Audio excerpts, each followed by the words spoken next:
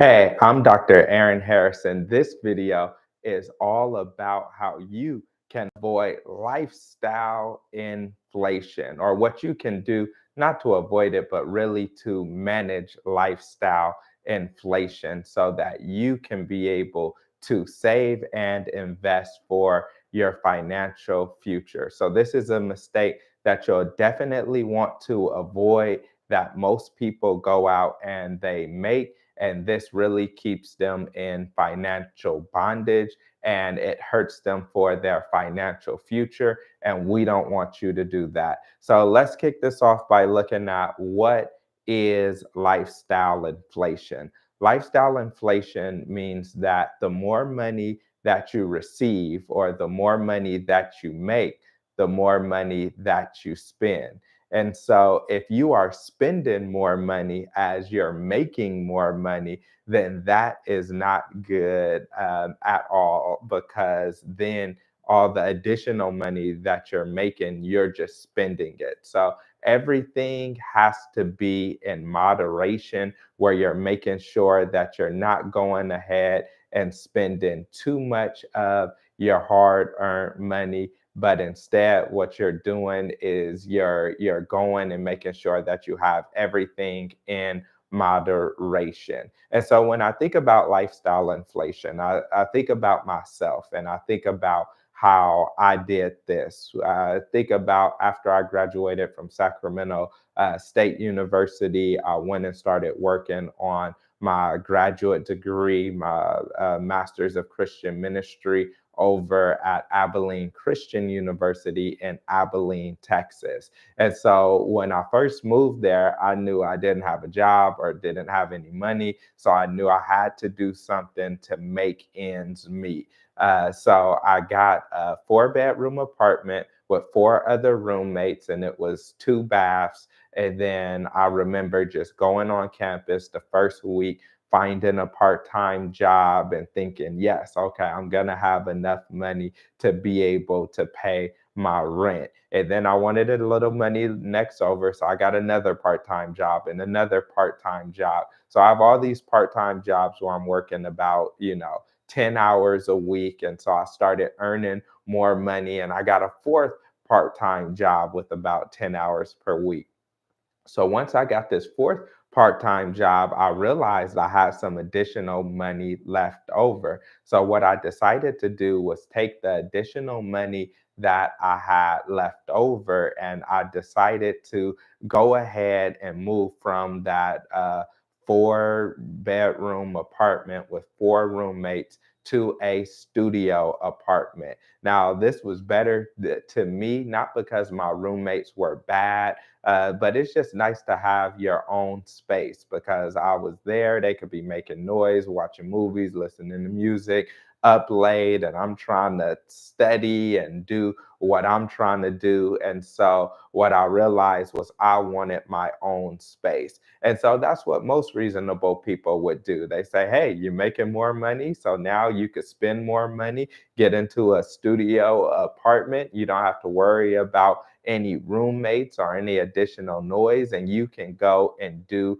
what it is that you want to do. And so that's what I did. But that is one form of lifestyle inflation, that the more money that you earn, now that you have more jobs or more income, more money, what you're doing is you're turning around and you're spending it as soon as you are receiving it.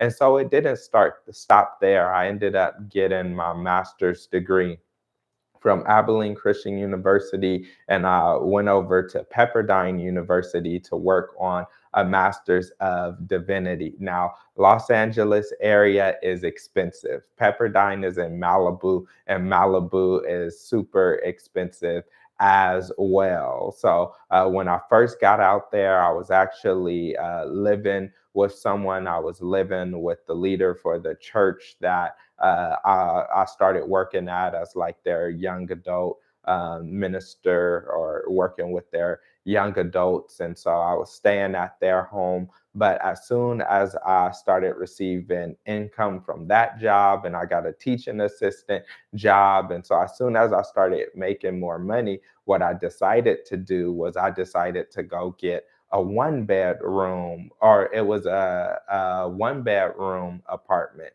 And so I'm in this one bedroom apartment and I like it because now if someone visits or come over, everything is not in just one place, but I actually have more room. Everything, you can't just see everything from one spot of the room, right? So I'm excited. I get this one bedroom apartment, and now my rent is more expensive than it was in Texas. And I'm spending everything that I had just to make ends meet. And this was a form of lifestyle inflation. Since I was making more money and I had more money, I ended up spending more money on this apartment. And that's what many people do, whether it's your clothes, whether it's your car, whether it's your home, is we fall victim to lifestyle inflation. The more money that we make, the more money that we spend. And then from there, I moved to Sacramento, California.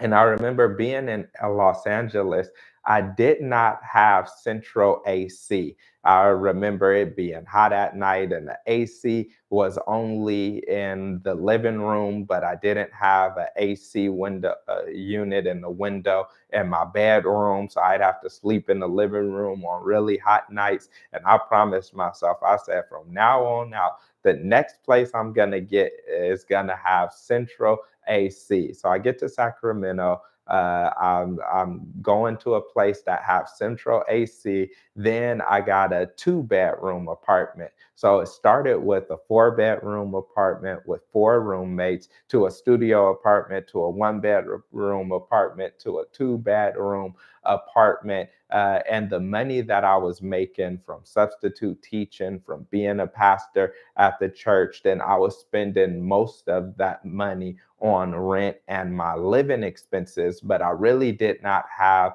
a ton of money to go out to save and to invest responsibly. And so that's what happens with lifestyle inflation. It's the more money that you make, is over time, you just find a way to go out and spend that money. But instead, what we should do is we should be thinking about how we can save and invest. Now, lifestyle inflation in and of itself is not necessarily a bad thing. If you go to any YouTube video talking about lifestyle inflation, they're going to present it as a completely negative thing. Now, over time, you should be able to afford newer things. You should be able to afford nicer things. You shouldn't drive the same car in high school when you are retired, right? You should be able to upgrade your car at some point in time. I don't expect you to live like a college student or a young adult or someone who just moved out of their parents' house, right? When you are retired from your job, or when you're 40 or 50 years old. We want newer things, we want nicer things, and we should be able to have those things. That's the reason that we go to work, and that's the reason that we work as hard as we work on our jobs. And that's the reason why we go and we get our education and we get our degrees and we get the promotion and we do all the things that we do, is so that we can afford some other things in the future. So lifestyle inflation is not inherently bad. What is negative about lifestyle inflation is when we're spending everything that we have and we're not saving and investing. So if you make $2,000 a month, and then you spend $2,000 a month, you get a raise and you're making $3,000 a month. Now your bills are coming up to $3,000 a month, and then you're making $5,000 a month. But you get a new car and a new apartment, and you get this and that, and then you're spending $5,000 a month. And then we're complaining and talking about how we can't afford to live. But slowly, what we've been doing is we've been increasing our expenses at the same rate at that our income increases. And so, what we have to learn to do is we have to learn how to save money. We have to learn how to be able to invest money. And in order to do that, we have to have some money left over at the end of the month, meaning that we cannot spend all that we have because we have to have some money to be able to save for our future so that we can have financial freedom and so that we can do the things that we want to do. Now, the reason that most people are challenged with lifestyle inflation and most people spend everything that they get, the reason that we do this is because unconsciously, many of us were taught this as we were little.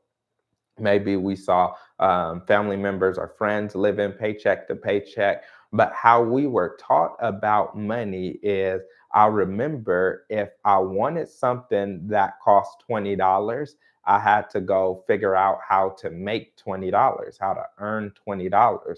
And when I earned that $20, then I can go buy what it is that I wanted in the first place. And so I would think if I want something that costs $20, I would have to make $20 and then I would spend it and I wouldn't have any money again.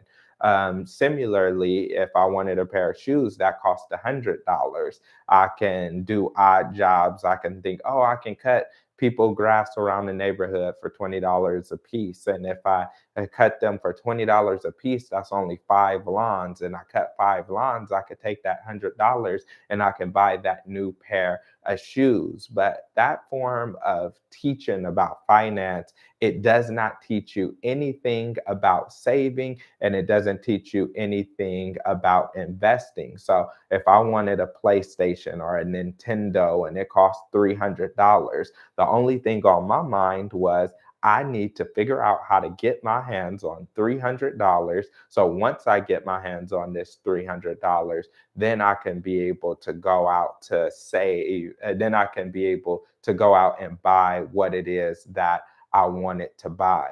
So fast forward when I became an adult and I was living on my own, I still had this mentality where if I wanted a car that cost $5,000, then I needed to save up $5,000 or get the $5,000 and I spend it on the car and then I have $0 left over. I'm thinking about if I wanted an apartment and it cost $1,500 a month.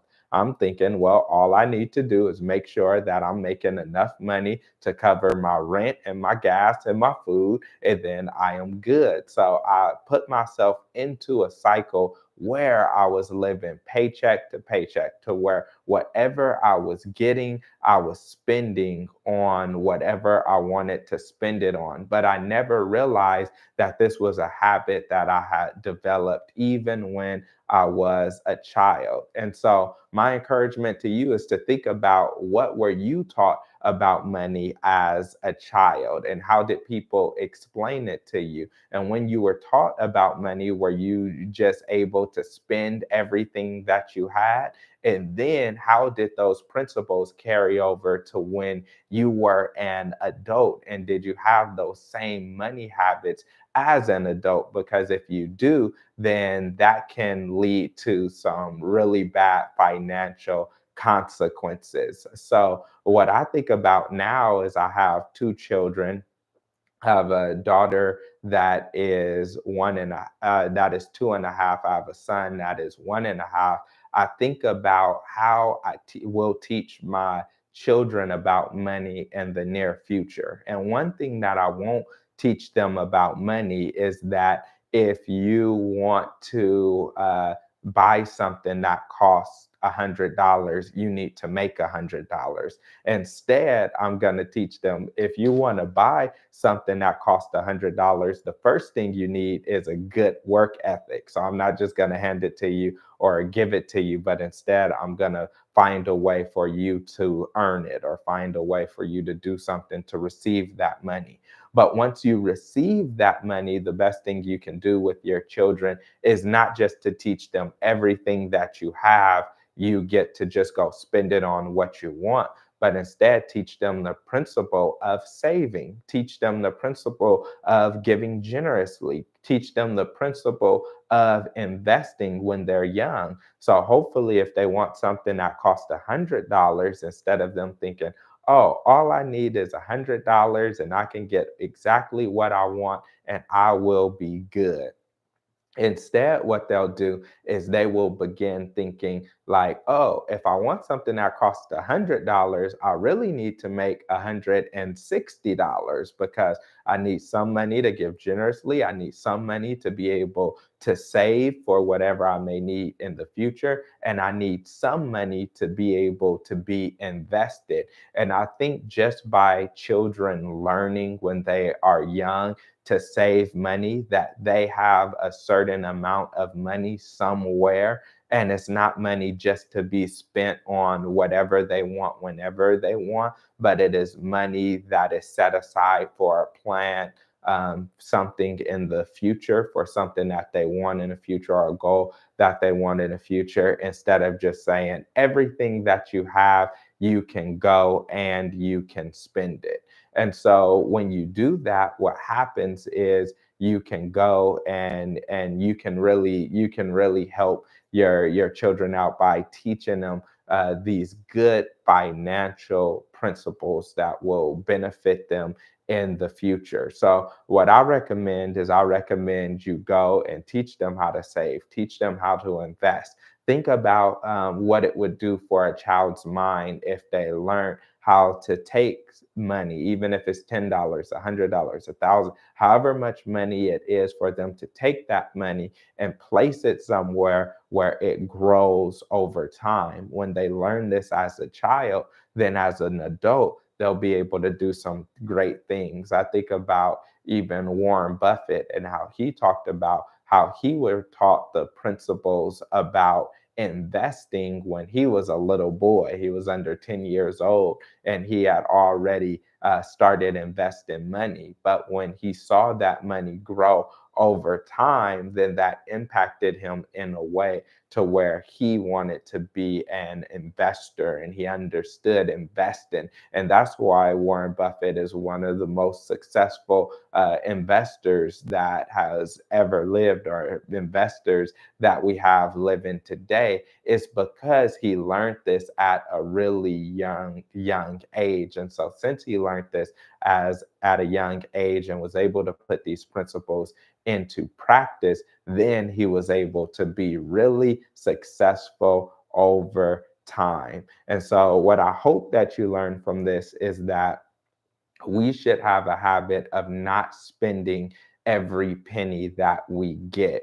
And so what I recommend is there's a scripture in First Timothy chapter 6, verse number 6, that talks about how godliness with contentment is great gain. Godliness with contentment is great gain. So when I think about godliness with contentment being great gain, what I think about is how we are supposed to be content, right? How we're supposed to have godly characteristics and we're supposed to be content with what we have. And a lot of people make financial mistakes because they are not content with what they have. We're always wanting more and seeking more and chasing after more. So much to the point where we'll mess around and not have anything for ourselves because we're trying to chase the more. Now, some people think that contentment means complacent.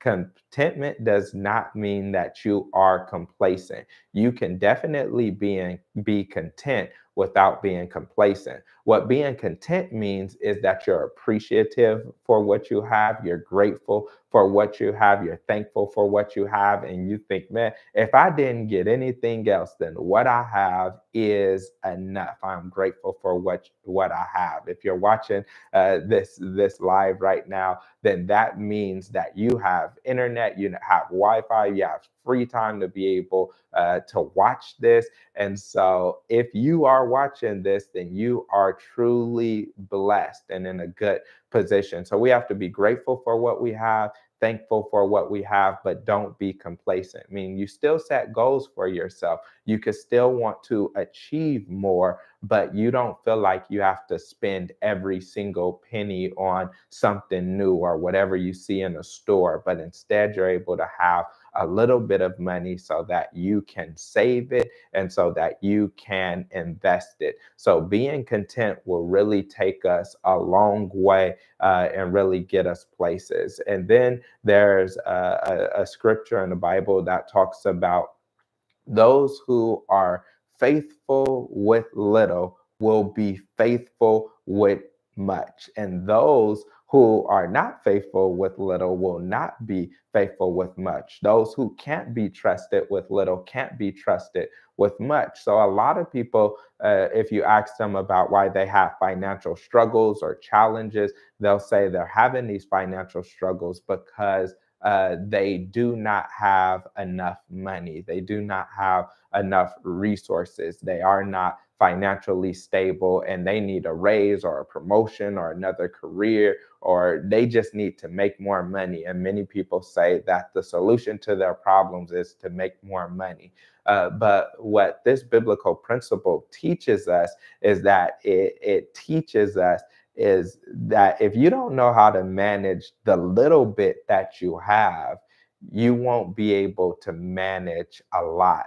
And that's why you see people who win the lottery or people who play sports and run into millions of dollars and they end up becoming bankrupt. Why? Because they did not learn how to manage the little that they have. And so, my encouragement to you is no matter how much money you're making today, that you figure out how to be a good steward of those resources. Because you may feel like, oh, I don't make enough money, or I don't make a lot of money, or if I only made more money, then I would be able to save and invest. Then I would be able to do the things that I want to do. But I say, if you're making $1,000 a month, learn how to save $50 a month. Whether you have to hop on a bus or you need roommates, do what you can to be able to save. If you're making $3,000 a month, then figure out how to put $250 a month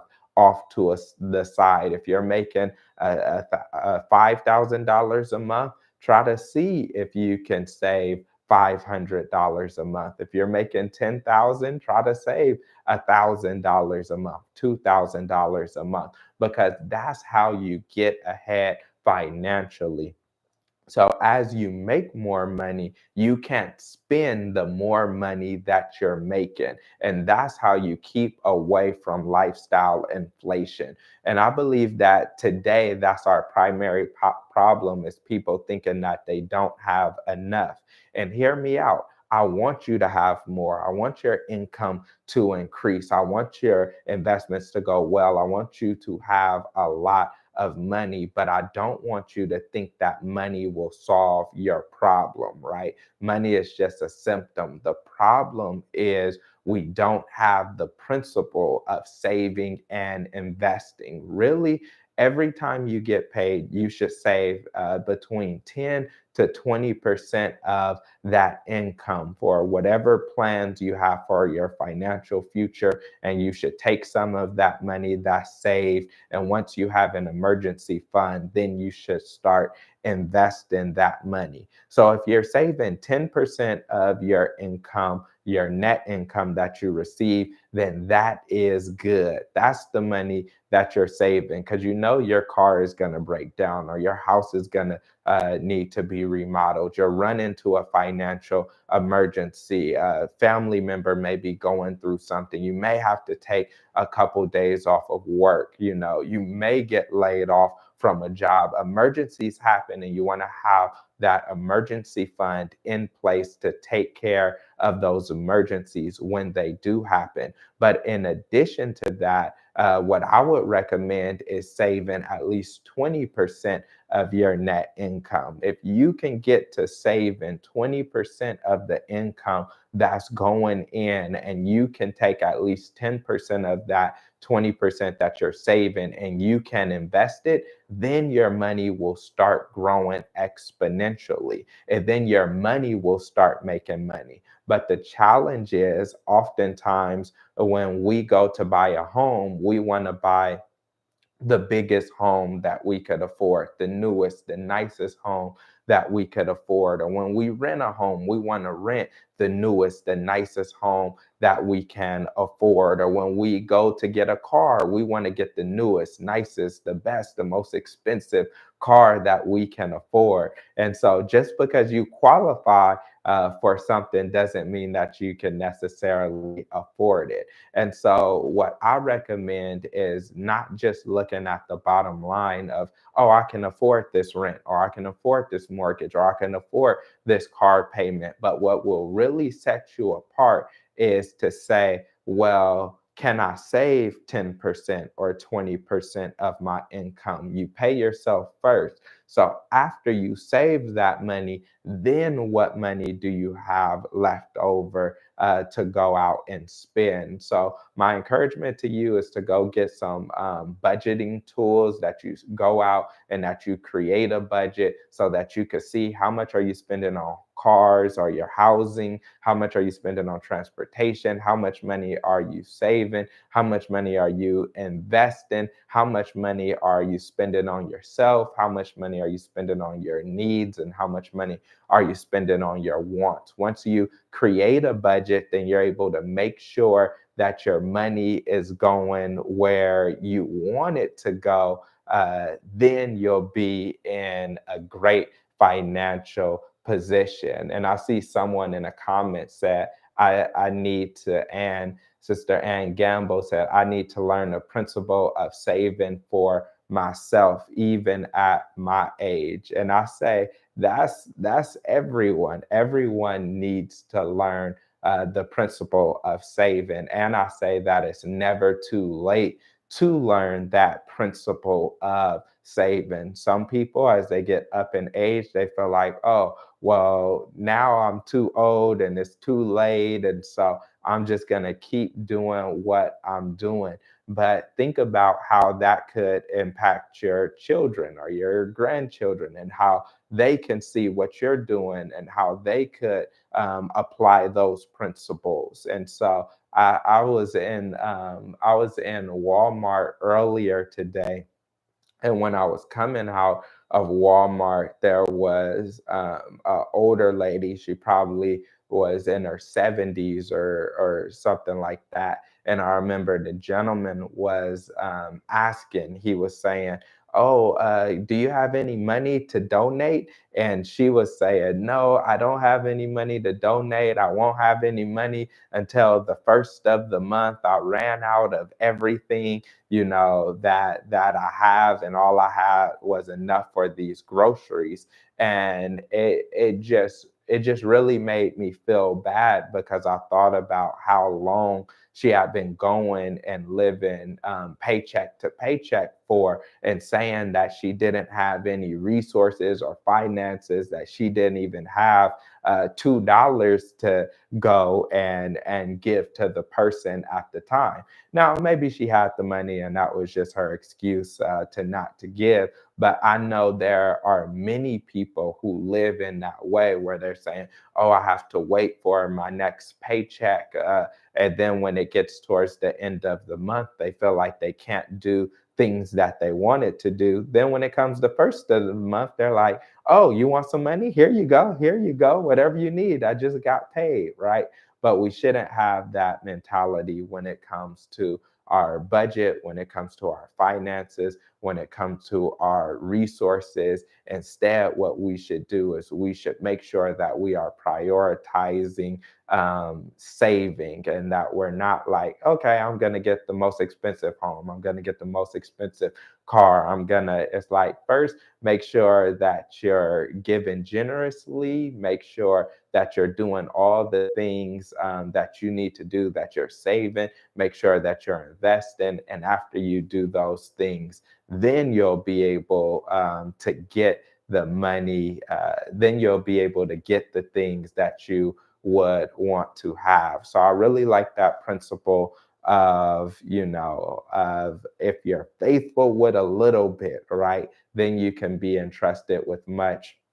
And also think about, if we believe that our blessings and our resources and our things comes from God, then it's like, I think about the parable of the talents. And with the parable of the talents, it talk about how God gave, or a manager gave one person, a certain amount of talents, another one a certain amount of talents. One person got 3 talents, one 5 talents, one 10 talents. And then it talked about how the person who had 3 talents buried it in the ground. The manager came back and said, "What happened?" And they're like, "Hey, you gave me 3 talents. Here go the three." And it's like, well, why didn't you invest it? Why didn't you make that money make more money? But the person who had 5 talents invested it and turned five into 10. The person who had 10 talents invested it, turned 10 into 20. And that's the same way that I believe,